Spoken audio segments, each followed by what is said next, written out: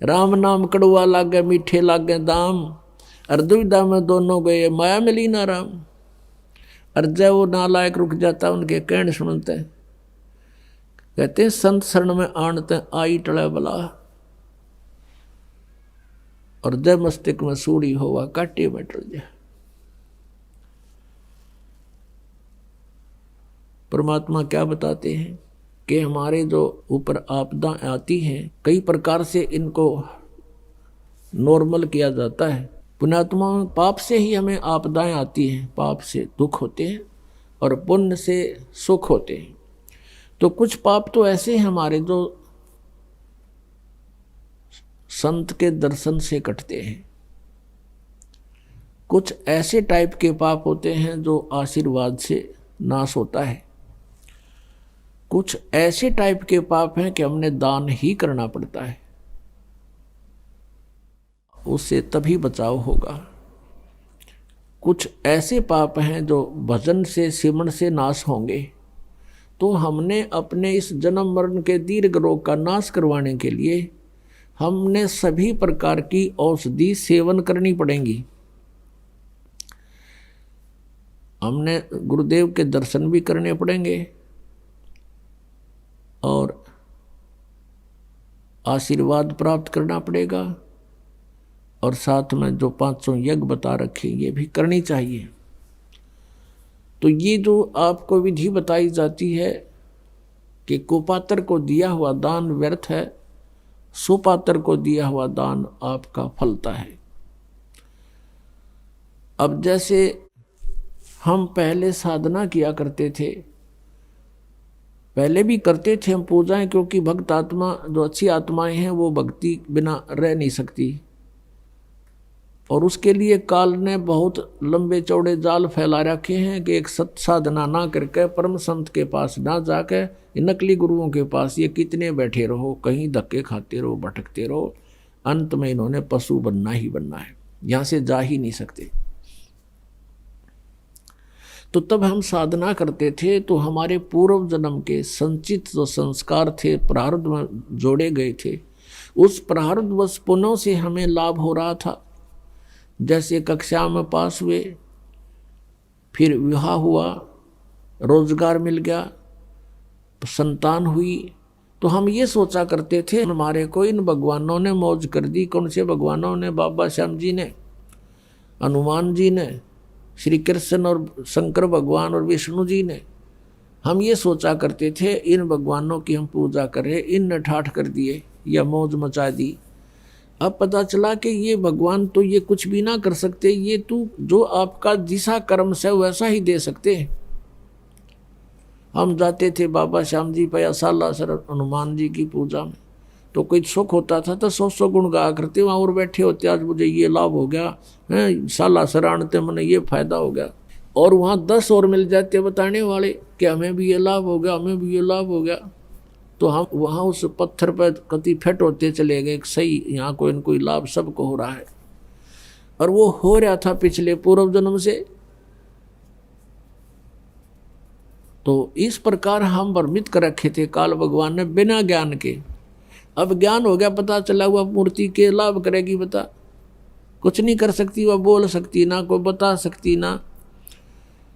आप पर बांटे जाओ खड़ा खड़ा वहाँ पर, वो तेनों भी ना कह सकती भाई तू नू कर ले, नू कर ले, कुछ साधन तो बता दे, वो भी नहीं बता सकती वह। और भगवान कृष्ण विष्णु हमें मिले नहीं, और अगर उनका कोई रिप्रेजेंटेटिव मिल जाता तो वो लाभ के दिवा सके हमने। जन्म मृत्यु उसकी मिटे ना, ब्रह्मा विष्णु महेश की मिटी नहीं। और कर्मदंड भगवान विष्णु और शंकर ने भी भोगना पड़ा, अपने किए कर्म का भोग। तो हमारे प्रारब्ध के कर्मों के यानी आने वाले आपदाओं को वो नाश नहीं कर सकते, बचाव नहीं कर सकते। तो अब तत्व ज्ञान की रोशनी से हमें पता चला।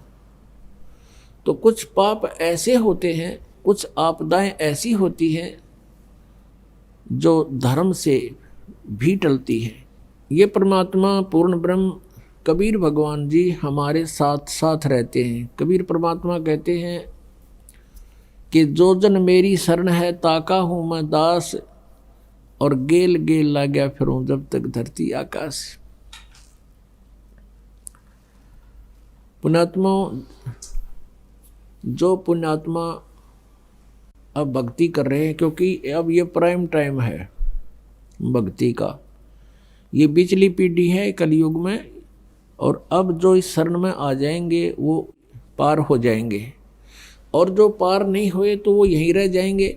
यहाँ रह जाएंगे तो अन्य जो साधना आप करते कराते थे उनसे तो यो असंख्य गुना बढ़िया साधना है। यदि आपने यहीं भी रहना है तो भी ये भक्ति आपको घना लाभ देगी। और यहाँ तो महामूर्ख रहेगा जिसको ज्ञान नहीं होगा बिल्कुल भी, और जानबूझ साची तजय करे झूठ ते ने, ताकि संगत है प्रभु सौपन में भी ना दे। अब जिस प्राणी को इतना ज्ञान हो गया फिर वो यहाँ रह जाएगा, फिर महामूर्ख ही रहेगा। यहाँ रहेगा किस तरीके से? अंत समय में इच्छाएं घटानी चाहिए हमने बुढ़ापे में, और हम बढ़ाते चले जाते हैं। हमने चलने की तैयारी करनी चाहिए, किसी भी आस्था नहीं रखनी चाहिए पोता और पोती में, द्योते और द्योतिया में। ये इनका अपना काम पूरा हो गया, वो उनका रोल शुरू हो गया बच्चों का, वो अपने बच्चों पालें पोसें, उनके संस्कार फलेंगे। और यदि भगवान से उनको जोड़ दिया गया तो भाग्य में ना होगा तो भी मालिक देगा उनको, रक्षा करेगा उनकी। तो फिर हम ठेकेदार किस लिए बने? तो बुढ़ापे में हमारी दूनी दुर्गति करे युकाल, ना तो कोई हम करने योग्य रहते, इच्छाएं इतनी हो जाती हैं, न्यू हो जा भगवान, फलाने का न्यू हो जा, पोते का न्यू हो जा, पोती का वहाँ ब्याह हो जा। तो ये समस्याएं हमने घटानी पड़ेंगी अपनी, और ये ज्ञान से घटेंगी, वैसे कहने सुन से नहीं बनती बात। तो क्या बनती है बुढ़ापे में? आया बुढ़ापा बैरी, पड़े परिवार में ममता गहरी। आवे बुढ़ापा बैरी, पड़े परिवार में ममता गहरी। पोता ब्यालो या मन में रहरी, एली करवा जो खड़ी रहेली, करवा जो खड़ी। जो के ठेका ठा लिया, और कोई पूछा नहीं बुढ़ा ने। बच्चे कोई काम करना शुरू करते हैं, बीच में जाकर खड़ा हो गया, नो नहीं भाई नो करो। वो करते होंगे उन्हें डिस्टर्ब करेगा। अब जो वृद्ध आदमी आज 70-80 साल का हो गया, उस समय जब वो युवा था, जो भी क्रियाएं करता था, उसमें वर्तमान के हर टेक्निक में अंतर हो लिया, तो उस वाली सलाह काम ना दे। और फिर जब वृद्ध हो जाएगा, यो ज्ञान समझ में आ जाएगा, फिर तो परमात्मा कहते हैं, लोभी मन नाम सुमर ले रे, तू जीवित मर ले रे। फिर जीवित मर जाएगा। जितनी जैसी आपकी सोच समझ है, बच्चों को एक बार प्रार्थना करें और वो कहें कि नहीं पिताजी ऐसा करेंगे, अच्छा बेटा ले देख लो, ऐसा कर लो, फिर अपनी माला लेकर मुंह फेर ले, बात नहीं करे दोबारा। क्योंकि वो बालक नहीं है और परमात्मा उनके साथ है। जहाँ जो भगवान साथ देगा माँ बाप नहीं दे सकते। माँ बाप अपने बच्चों को खाना खिला के, अच्छी तरह नवा धोआ के, कपड़े सुथरे बढ़िया पहना के स्कूल भेज देते हैं, और रास्ते में दुर्घटना हो जाती है तो वहाँ माँ बाप का रोल नहीं है, वहाँ किसका रोल है? भगवान का। जब वहाँ रोल भगवान का है इसी टिपिकल स्टेज पे, तो वहाँ क्या भगवान आंख मीच के बैठेगा आपके बच्चों के साथ? तो पुण्यात्माओं, आत्मज्ञान बिना नर भटके, तो बिना ज्ञान के हम भटक रहे हैं। जब ज्ञान होगा हम बहुत हल्के हो जाएगा बोझ। जैसे सीता जी का ब्याह कर दिया था राजा जनक ने, और विवाह होते ही कुछ दिन के बाद वनवास हो गया। वनवास के बाद फिर उसका अपहरण हो गया, रावण की कैद में रही 12 वर्ष। अब क्या राजा जनक इतना समर्थ नहीं था कि अपने दामाद और पुत्री को वहाँ अपने वन में बैठा लेता, जंगल में, अपने उसमें राज्य में, और वनवास का वनवास, और वहाँ सारी सुविधा देता उसको, वहाँ भिजवा देता सारा सामान खान पीने का। लेकिन नहीं, वो विद्वान पुरुष थे, उनको पता था कि हमारा फर्ज इतना ही था, इनकी विवाह कर दिया और इनका इब भाग फड़ेगा। हमारा बीच में डिस्टर्बेंस कति काम नहीं करे, हम मूर्खता करेंगे इनके बीच में बढ़ के, और हम बीच में पहले बढ़े, बच्चे का ब्याह कर दिया। वैसे तो सारी बात बिगड़ रही है, क्यों ना तो जहाँ हम लड़की का ब्याह करते हैं उनमें जो है भगवान का भय रहा नहीं, और ऐसा ही सतिथि अपनी है। लड़की का विवाह करते हैं, लड़की जाते ही तीसरे दिन फोन कर दिया कि मेरी सासू ने आज मेरे तय दूध ना दिया, तो लड़की की माँ कह गिला मन ने दिए फोन, और देव तेरी सास ने दो सुनाओगी गाल, बस करूँ उसने 4 गाल देगी अपनी समधन ने, फिर आजा आजा और छूटा छाटी मुकदमे शुरू हो गए। बता कोई बात है? छोटी छोटी बातों पर हमने पतंगड़ बना के इतना कहर मचा लिया घरों में। बच्चे को समझाओ बेटा, अब घर ये नहीं रहा तेरा, तेरा घर वो हो गया है, और अपने प्यार से रह, अपने माता पिता की तरह व्यवहार कर, अपने घर में जगह बना, प्यार से रहे। तो हम पहले बच्चे नौका के में होता, मैंने बताइए, तने कोई कुछ कह देता है तो बालक तो फिर बालक का हुआ, थोड़ा सा कंधे जब्बा फोन कर दे, होगी अशांति शुरू। बिना ज्ञान के हमने ये सारे काम बिगाड़ लिए, अच्छी शिक्षाएं खत्म होगी। कारण क्या रहा कि पहले बच्चे बुजुर्ग बैठा करते, बच्चों को विशेषकर आसपास बैठे होते, जब अच्छी शिक्षा देने की चेष्टा किया करते थे। अब सभी इतने बिजी हो गए माया जोड़ने में। एक भक्त कह रहा था ना, बोला 10 दिन हो गए मेरे बच्चा ने नो नहीं पता हमारा पापा किस टाइम आओ हर किस टाइम जाओ है। डेली पैसेंजर, पिताजी आओ इतने बालक सो ले, और उन तो उठने से पहले, जागने से पहले वो वापस तैयार होकर जा ले। अब बच्चों ने शिक्षा किस टाइम दे सकते हैं हम? तो बच्चों ने जैसी भी जहाँ से समाज से और अच्छी बुरी संगत से जो ग्रहण किया उस तरह हम चल पड़े। तो हमें अब सत्संग में आना अनिवार्य हो गया। घर पे भी सत्संग लावे, बच्चा न बिठावे, और बच्चे का जो बचपन में घर कर जाएगी वस्तु आजीवन साथ रहती है, उसको भूल नहीं पड़ती। अच्छी या बुरी कोई सी वस्तु ग्रहण कर ले बालक, आजीवन उस पर आरूढ़ हो जाते हैं। तो हमने बचपन से ही शिक्षाएं गलत दे दी, और जिस कारण से हमने समस्याएं घनी बढ़ा ली, तो सत्संग से घटेंगी। तो कहने का भाव ये है कि हम परमात्मा के चरणों में आने से हमारी सारी समस्याओं का समाधान होगा, परमात्मा पर विश्वास बढ़ेगा। अब प्रसंग चल रहा है कि हम जैसे कोई आपदा आप पर आई और नाम ले नहीं रखा, तो वो आपदा आपकी देह तोड़ जाएगी, उसमें बचाव नहीं होगा। बचाव करने के लिए हमने कुछ करना पड़ता है, और वो परमात्मा जिसकी शरण में आप कभी रहे हो और पार हुए नहीं, और फिर आप दोबारा भटक रहे हो, तो फिर उस मालिक को पता होता है। कहता है जो जन मेरी शरण है ताका हूँ मैं दास, और गैल गैल लाग्या फिरूं जब लग धरती आकाश। अब जैसे हम कबीर परमात्मा की शरण में नहीं थे, हम अपनी तरफ से तो नहीं थे शरण में, लेकिन हम पहले से इनके संबंधी थे। कई बार ऐसी जबरदस्त दुर्घटनाओं से बाल बाल हमें बचाया है। एक बार नहीं, कई बार ऐसी घटनाएं कई प्रकार की।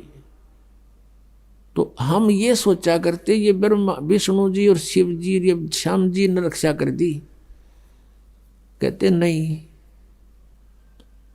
हम इनकी भक्ति करते थे इसलिए इन्होंने हमारी रक्षा की। नहीं, जैसे एक टटीरी पक्षी था, महाभारत के अंदर एक प्रकरण आता है, महाभारत ग्रंथ में लिखा है कि महाभारत का युद्ध होने को जा रहा था, आमने सामने सेनाएं खड़ी थी। उस कुरुक्षेत्र के मैदान में कुछ दिन पहले युद्ध में सेनाएं इकट्ठी होने से पहले एक टटीरी नामक पक्षी ने, उस मादा पक्षी ने अंडे उत्पन्न कर दिए उस कुरुक्षेत्र के मैदान में। और जब देखा चारों तरफ से सेना इकट्ठी होगी, तब उसने जान लिया कि तेरे बच्चे मरेंगे, तेरे अंडों का नाश होगा। उसने भगवान से प्रार्थना की। अब टटीरी ना तो राम की पूजा करे थी, ना वह श्री कृष्ण की, ना गॉड की, ना अल्लाह की। अब उसका कोई इष्ट देव नहीं था, लेकिन आत्मा की पुकार करी उसने। आत्मा का साथी कौन है? एक परम अक्षर ब्रह्म है, क्योंकि हम उससे उत्पन्न हैं, और वो मदद उसी की करता है जिसके पिछले जन्म का कोई संस्कार होता है। न तो टटीरी छोड़, यहाँ आदमी डडा डडा के मर जाते हैं, उनकी नहीं सुनता वो। और वो उन्हीं की पूजाओं जो पहले हम सोचा करते ये मदद कर रहे हैं, फिर ना करी उन्हें, जब दे ही तोड़ दी काल ने। तो कहने का भाव ये है कि टटीरी के अंडों की रक्षा परमात्मा ने की, कारण कुछ भी बनाया। कहते हैं इंद्र के हाथी का एक घंटा टूट गया, हाथी का बांधा करती है टाली सी लंबे, लेकिन उसके बहुत बड़ा घंटाला था, वो आकर ऊपर गिर गया अंडों पे। महाभारत का युद्ध हो गया, अग्निबाण चले, आसपास की जमीन भी फूक दी, पहाड़ भी टूट गए, लेकिन अंडा का आंत नहीं आन दी।